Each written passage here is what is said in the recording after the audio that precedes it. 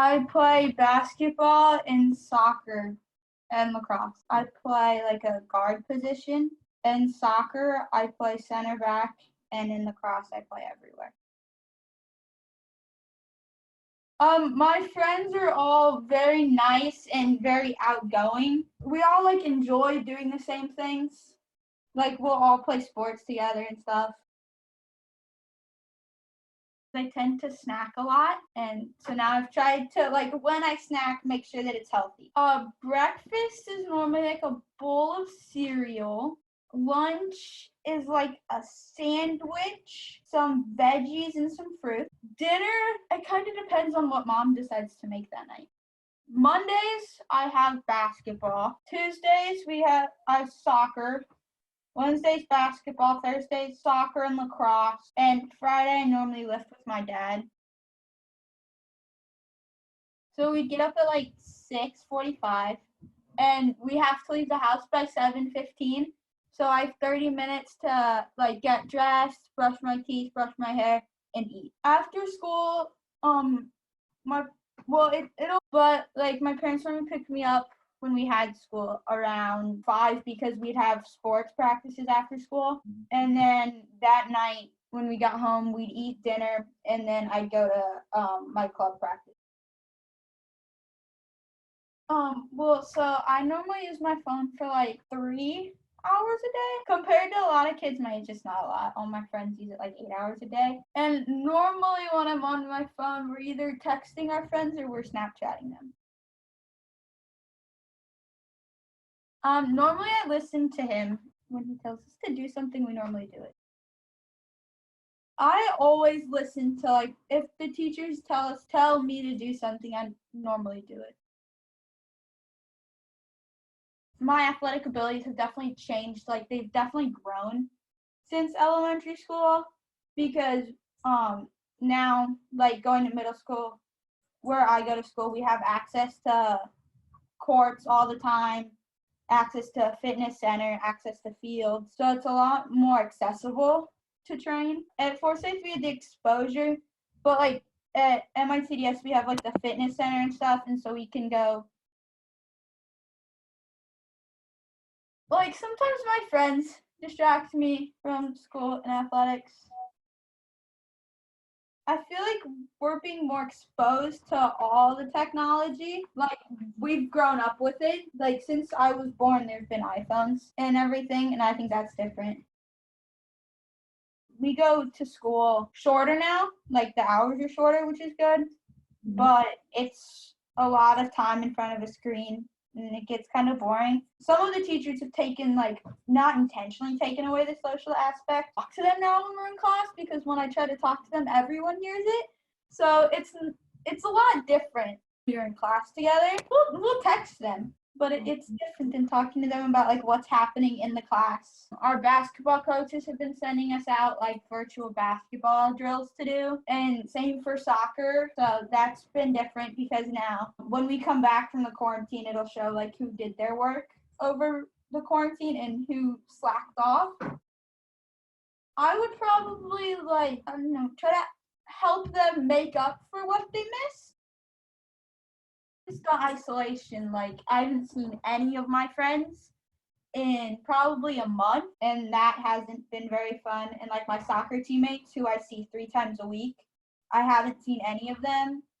Or basketball teammates, the only people we've seen are like the neighbors in the neighborhood. So there's really no social interactions. I feel like it's really boring. Like it's getting to the point where my family is like making me very angry. Well, I feel like if you're stuck in a house with someone for so long, I'm just going crazy.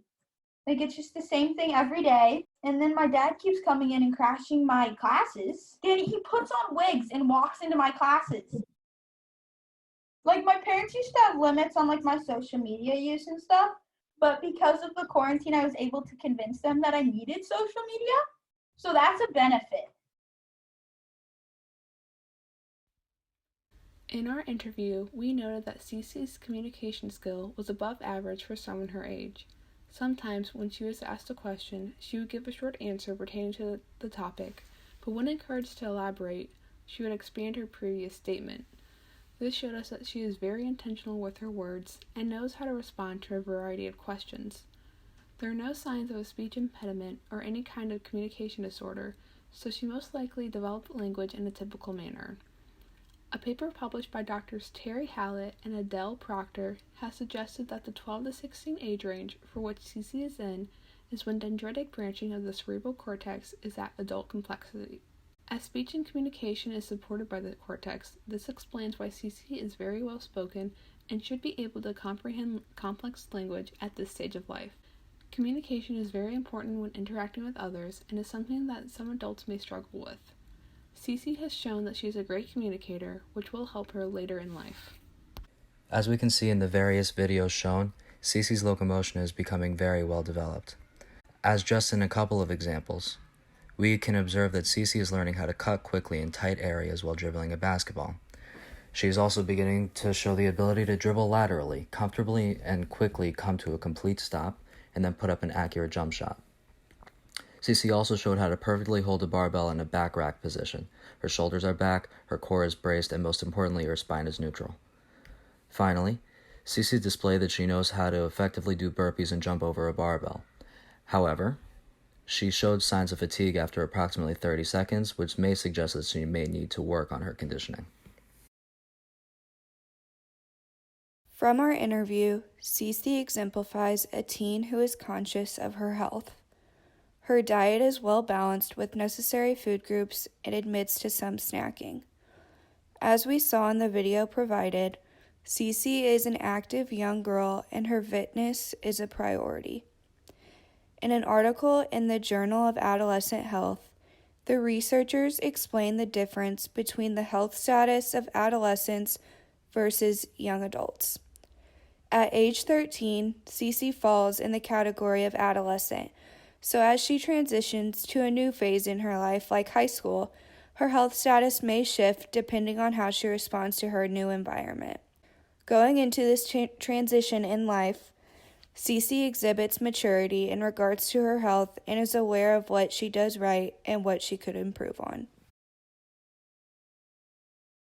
Based on what CC has said, we can deduce that she has a positive outlook towards the required hard work for sports and athletics. We believe a major key has been her father's involvement with her as a coach. This can be backed up by a 2018 study conducted by Amy Hutchins, which claims that parent involvement generally correlates to higher physical activity. Furthermore, CC's father has provided CC with a personal coach in basketball. We believe that Mr. Harris was using a form of operant conditioning using positive reinforcement to motivate CC to continue to work hard. What we think CC's father did was that he showed CC if she continued her hard work, he would reward her with a better coach and allow her to set aside time to improve her skills away from her team. This also prepared CC for the continued work during this pandemic, expecting that her teammates and herself should put in the work even when the season is suspended. Abraham Maslow's hierarchy of needs suggests that set needs must be met in life before moving on to the next, and individuals are motivated to reach each new level. The hierarchy begins with psychological, breathing, food, water, sex, sleep, etc. This need is met for CC. Her basic needs of food and shelter are met. The next level is safety. CC explained, even in the unsure time of COVID-19 has brought, she is not fearful and she feels secure. Third is the need for love and belonging. CC seems to have consistency with her family and home life and has a foundation for friendships she has made through school and sports. The current isolation is causing strain on the friendships she has, and she explained that she misses the person-to-person interaction at school. CC shows that she has a confidence in herself in the way she carries herself and the language she uses. However, her self-esteem and respect will be something that develops throughout her life as she figures out who she is and who she wants to be. Lastly, CC will be working towards self-actualization as an end goal. Right now, CC does not have a mindset where she is looking toward the future and thinking in philosophical terms like morality. This last stage occurs when we have become all that is possible for us to be, and it is safe to assume that CC has much more to achieve and learn in her life. Howard Gardner's theory of multiple intelligences, written in his book Frames of Mind, suggests that human intelligence is multidimensional and should not be measured on a single variable. Categories of intelligence include musical, bodily kinesthetic, visual spatial, inter and intrapersonal, naturalistic, logical mathematical, and verbal linguistic. However, 20 years after his theory was created, Gardner noted that the goal of multiple intelligences is not to achieve fluency in each intelligence, but rather to expand the idea that we can be smart in other ways. We see that Cece is a great example of Gardner's theory. By observing her exercise and listening to her speak about her experiences with athletics, we believe that she is body smart, meaning that she is coordinated and understands what she needs to do to improve her skill. She's also interpersonal, knowing how to interact with others in a way that is productive for the entire group. For example, when asked what she would do if a teammate did not follow her off-court exercises, she said that she would help them catch up, which is something a very interpersonal person would do. Finally, Cece is word smart, or verbal linguistic, and is a great communicator. As further mentioned in an example for her communication skill, she did not have any problem stating her answers, and she was able to provide descriptive language as she spoke. Since she is still an adolescent, she will continue to grow and mature within these three intelligences and may develop in another area of intelligence in the future.